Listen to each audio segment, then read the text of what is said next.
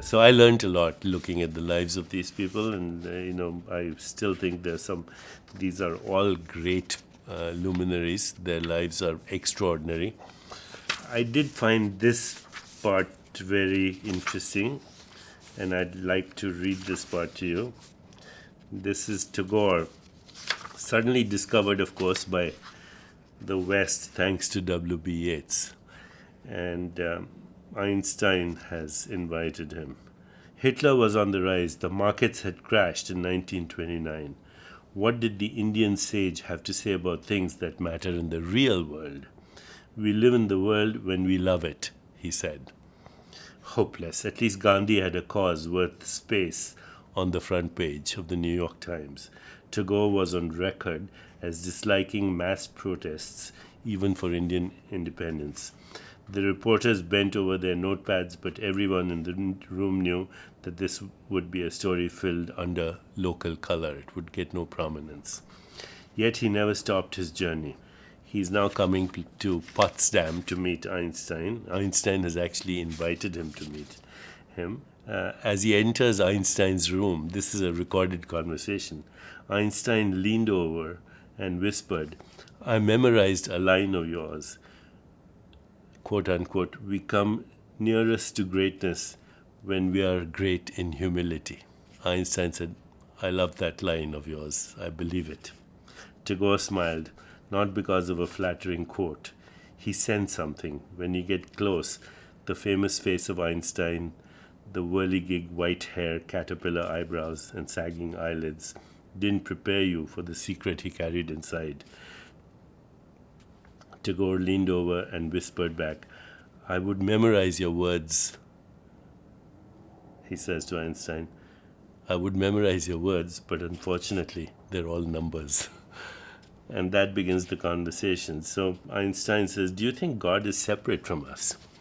And Tagore responds, "No, human nature is infinite. It can reach the divine." Einstein, "How?" Tagore, "By merging with ultimate reality. We live in a human universe. Eternity reflects the eternal human. You have been busy hunting down time and space. I talk about the eternal human because without us, there is no time and space." Do you realize that's a very significant statement? Without us, there is no time and space, because what Tagore is saying is time and space is a cognitive experience in human consciousness.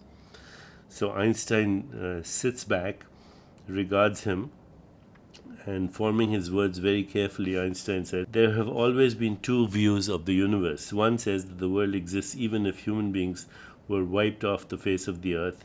The other says there could be no universe without human beings." Tagore nodded, "Quite right."